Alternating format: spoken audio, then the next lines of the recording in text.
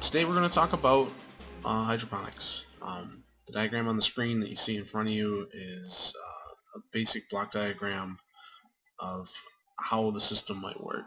Okay, this system uses fish in a fish tank to generate the nutrients for a grow bed so that you can grow your tomatoes, your peppers, your anything really. All year round. All the fertilizer is self-contained. The only big thing is you might have to add some iron to it or some various minerals in order to supplement what the fish are generating. But all in all, it's a self-contained system. The cursor is how I'm going to indicate what item I'm talking about at the time. I have lights on the system because I'm planning on putting it in the basement. The Michigan is quite horrible for keeping greenhouses warm. Obviously we get freezing temperatures for quite a few months out of the year. So putting this system in the basement is going to probably be the best way to get my tomato plants and my pepper plants and all those ready to go for the season. The whole head start mentality on the garden. Incidentally, you can grow your veggies right out of this thing. It doesn't need to be transported to a garden. Red arrows show power, yellow shows light, blue shows water. And we can see down here we have the other side of the power is to a pump. Now, you got a fish tank. It's full of tilapia or goldfish or whatever, and you're going to pump that water up, literally straight up, and into a swirl filter. That swirl filter drains into a bacteria farm, which then drains into your grow beds, which then drain back into the fish tank. Okay, so that's that system.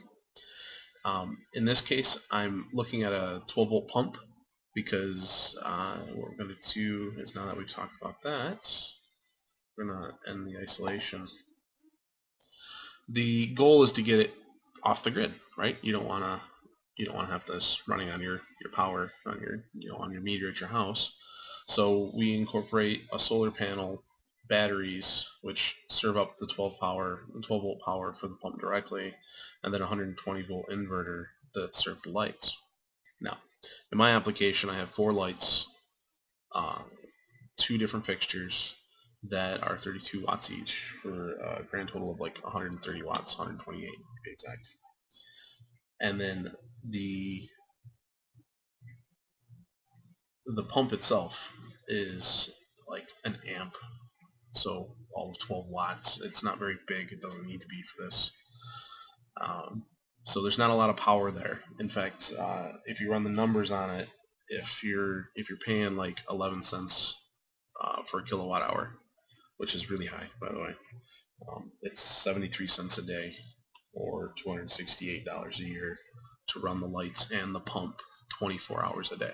Okay, so instead, the idea is to eliminate the 120-volt application, put some solar panels out that can serve up the power it needs. The pump is really tiny. It only requires a little bit, but the lights themselves will need a 150-watt inverter in order to run. So you take the solar panels and you charge the batteries during the day. Your batteries serve up the power for the lights and the pump. And so you'll need to add an inverter and a charging circuit and various different things that we'll discuss in the future as the design process continues for this. All of that will be done at a later date. Today, what I tackled was figuring out the swirl filter and the bacteria farm, because the fish tank, is just a big 270-gallon IBC tote, and the pump, is a submersible pump. It just dumps right in the water, no big yank. And then the grow beds are just heavy-walled totes, like from Walmart or whatever. There's a little bit of things you got to do to the grow beds to make them work, and that'll be the next thing I tackle. But it's the swirl filter and the bacteria farm that have some complication to them and quite a bit of DIY to figure out. So on this document, we also have the swirl filter and bacteria farm right here. And we got a bill of materials here, a couple buckets, some piping, some bulkheads, and some board. Okay, and this is 3 dimensions, so we're going to go ahead and take a look at it. And these are your 2 buckets. They represent the space the buckets take up. Buckets are tapered, so This is not an exact science right now. This is just a concept drawing. What we're going to do is we're going to go ahead and hide these two items because, yes, they're buckets.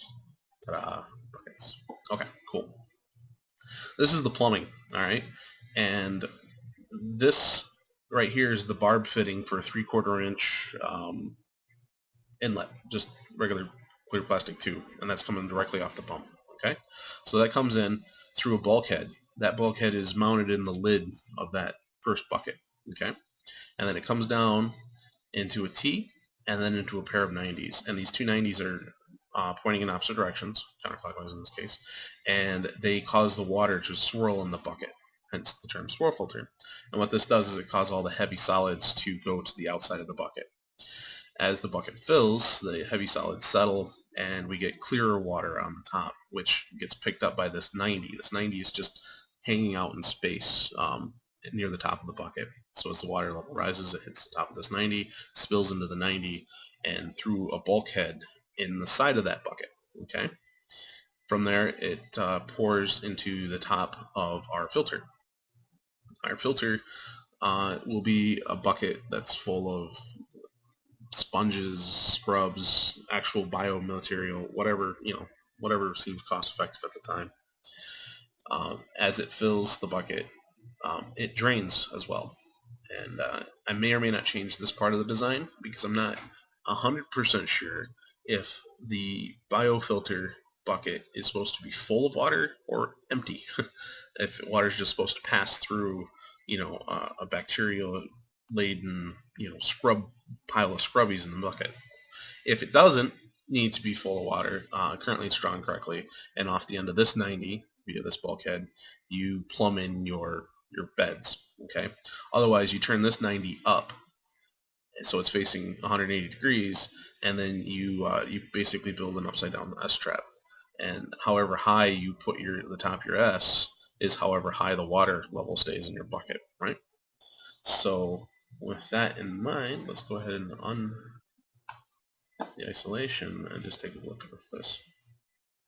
Now, this bucket needs to fill with water, and then once the water is at a certain point, it spills into the next bucket. In order to achieve that, what this drawing shows is some 2x6s, okay?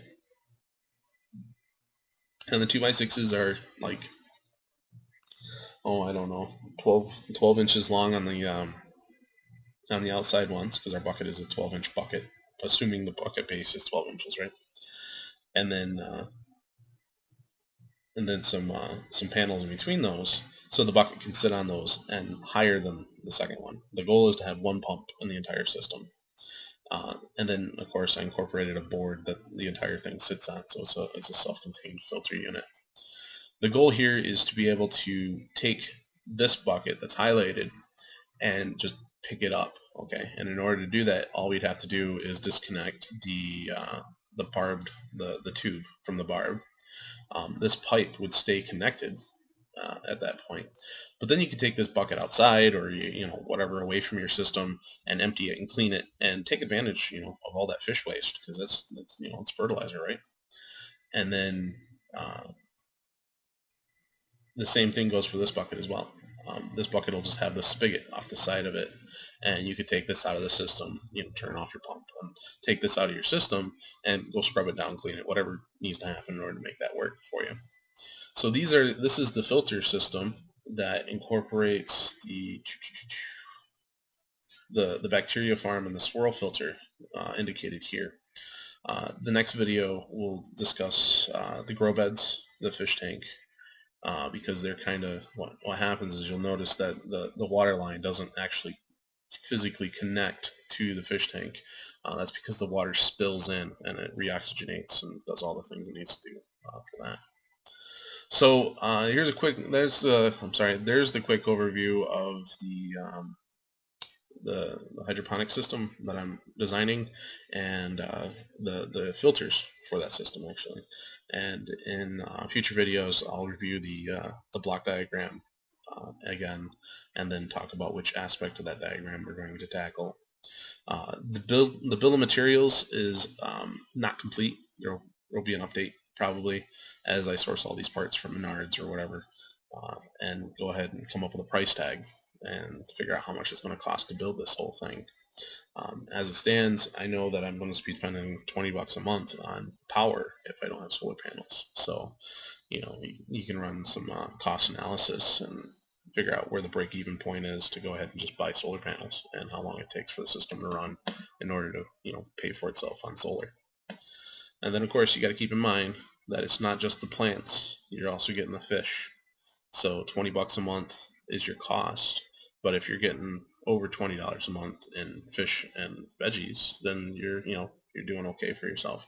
If you're getting under that, then obviously you have issues with the fact that you're wasting money at that point. So you just go back to the store and buy what you need. All right, guys. Remember to like the video and subscribe to the channel, and leave any comments, any observations. If you built a system like this before, I'd love to hear your inputs and your insights as you watch these videos come out and you see what it is I'm trying to achieve.